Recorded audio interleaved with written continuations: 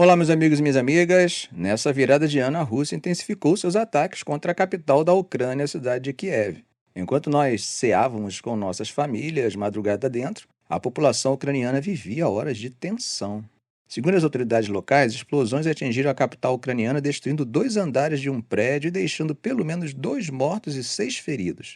Algumas imagens mostram bombeiros tentando apagar incêndios e resgatando pessoas em meio aos destroços. Além disso, até um prédio do Banco Nacional da Ucrânia foi danificado pelos destroços, sem falar de outras estruturas na cidade. Agora, gente, a defesa aérea ucraniana informou que, dos 111 drones lançados pela Rússia durante a noite, eles conseguiram abater 63 diretamente e outros 46 foram neutralizados por interferência eletrônica. Outro ponto que chama atenção também é a situação no sul do país, em Kherson, onde bombardeios russos atingiram a cidade, causando a morte de uma pessoa. Zelensky comentou sobre isso nas redes sociais. Ele disse algo como: nem mesmo no ano novo a Rússia parou de tentar machucar a Ucrânia. Por mais que o ano traga esperança de paz, não há sinais de que a guerra está prestes a terminar. A Rússia continua avançando, mesmo que lentamente, em algumas regiões do leste ucraniano, e não dá sinais de trégua, embora Putin e outros oficiais já tenham dito que estão próximos de alcançar seus objetivos. O que vemos é que Moscou está apostando em aumentar a pressão, tanto militar quanto psicológica, sobre a Ucrânia. E por falar em objetivos russos, acho que vale a pena prestar atenção ao discurso de Putin em sua mensagem de Ano Novo. E não podemos deixar de entender que é um discurso político, tá? Logo, as mensagens não são apenas para o público doméstico, mas também para a comunidade internacional. O discurso foi bem curto, uns 3 minutos e meio, mas cheio de declarações importantes. Ele falou sobre os 25 anos desde que assumiu o comando lá em 1999, quando Boris Yeltsin surpreendeu todo mundo ao renunciar. Aí Putin disse algo como: olha, agora que estamos na virada do ano, a gente pensa no futuro com confiança. Sabemos que tudo vai dar certo e que o bem-estar da Rússia e de nosso povo é e sempre será o nosso maior valor. Um ponto que ele fez questão de destacar foi o papel dos soldados russos na guerra na Ucrânia. Chamou eles de heróis e mandou a mensagem: estamos orgulhosos da coragem e bravura de vocês. Confiamos em vocês. Ele também anunciou que 2025 será o ano do defensor da pátria na Rússia, em homenagem à grande vitória de 80 anos atrás e como tributo aos antepassados que sempre lutaram pela mãe pátria. Putin também aproveitou para relembrar as conquistas desses 25 anos. Ele disse algo como: ainda temos muito a decidir, mas podemos sim nos orgulhar do que já foi feito. Isso é o nosso legado comum, a base sólida para o futuro. Somos um país independente, livre e forte, capaz de enfrentar os desafios mais difíceis. Esse discurso de Ano Novo é uma tradição por lá, tá? Começou na época de Brezhnev e até hoje é assistido por milhões de famílias na Rússia. Passa pouco antes da meia-noite, começando lá pelos fusos do Extremo Oriente, como Kamchatka, e segue até Moscou.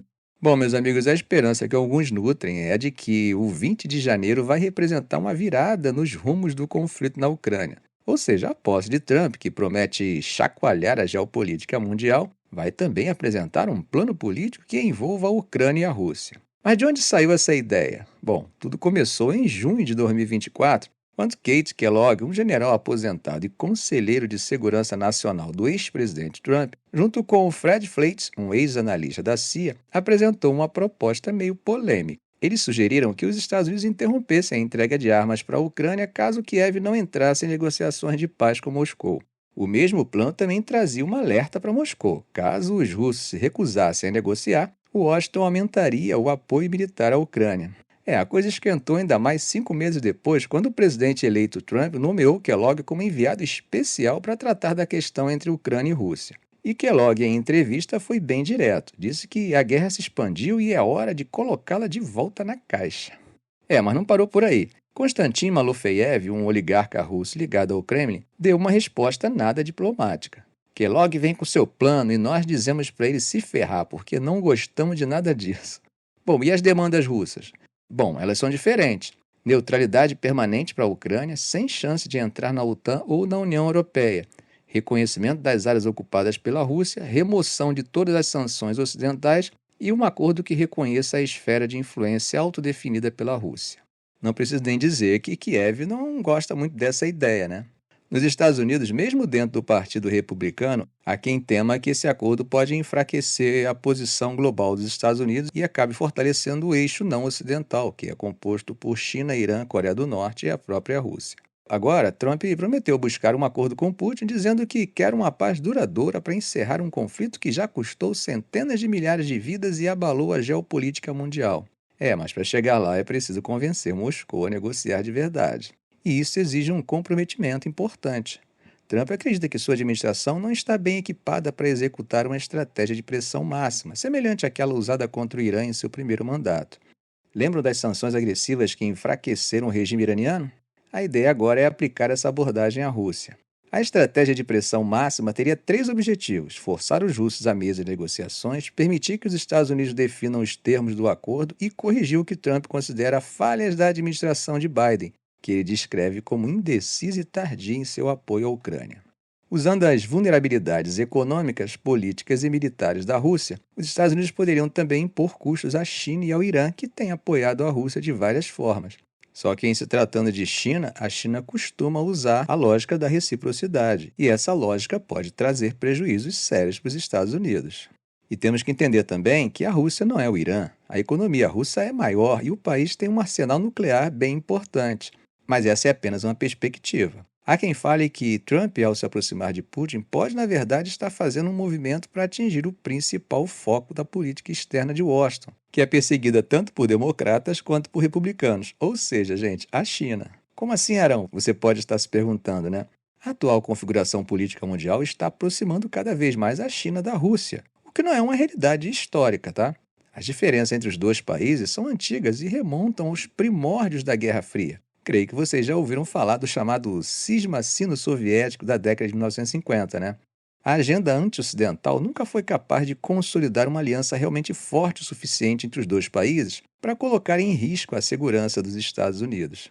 Ou seja, gente, podemos considerar que a aproximação de Trump com Moscou pode acabar sendo motivada mais pela China do que pela própria Ucrânia. Bom, ao menos eu acho que essa é uma variante de análise que vale a pena ter em conta. Bom, gente, mudando de assunto, vamos falar de uma decisão que marca um novo capítulo na relação entre a África e uma de suas mais importantes ex-metrópoles, a França. Isso mesmo, a Costa do Marfim anunciou que as tropas francesas vão deixar o país esse mês, encerrando uma presença militar de décadas. Mais uma vez, vemos um país africano reduzindo laços militares com a França, uma tendência que tem ganhado força na região. Em seu discurso de fim de ano, ontem, o presidente Alassane Ouattara informou que o 43º Batalhão de Infantaria Naval de Porto Bouet, em Abidjan, onde as tropas francesas estavam estacionadas, será entregue às Forças Armadas da Costa do Marfim a partir de janeiro de 2025. Ouattara afirmou que eles podem se orgulhar do seu próprio exército pela modernização que é efetiva. E nesse contexto eles teriam se decidido pela retirada concertada e organizada das forças francesas. Atualmente, a França conta com cerca de 1.000 soldados na Costa do Marfim, isso segundo relatórios. Vocês já perceberam que essa decisão segue os passos de outros países da África Ocidental, como Mali, Burkina Faso e Níger, que também expulsaram tropas francesas. Em novembro, Senegal e Chad também anunciaram, com poucas horas de diferença, que os soldados franceses deixariam seus territórios. Mais recentemente, em 26 de dezembro, a França devolveu sua primeira base militar ao Chad, o último país do Sahel a abrigar tropas francesas. Bom, é importante lembrar que, apesar dessas mudanças, a Costa do Marfim continua sendo um aliado relevante da França. A redução dos laços militares ocorre em um momento em que a França tenta repensar sua estratégia militar e política no continente africano. O objetivo é reduzir bastante sua presença permanente e reconstruir sua influência em um momento de sentimentos locais crescentes contra o antigo colonizador, especialmente em países que passaram por golpes militares. Desde o fim do colonialismo francês, nos anos 1960, mais de 70% dos países africanos que hospedavam tropas francesas já optaram por sua retirada. Hoje, as tropas francesas permanecem apenas em Djoubou, com 1.500 soldados, e no Gabão, com 350. Analistas veem esses acontecimentos como parte de uma transformação estrutural mais ampla na relação da região com Paris. Em particular, os países que enfrentaram golpes como Níger, Mali e Burkina Faso têm se aproximado da Rússia após a expulsão das tropas francesas. Essa mudança acaba refletindo não apenas uma rejeição à influência francesa, mas também a busca de novos aliados em um contexto de reconfiguração geopolítica. Aí agora vocês talvez entendam melhor o porquê da importância das bases russas na Síria.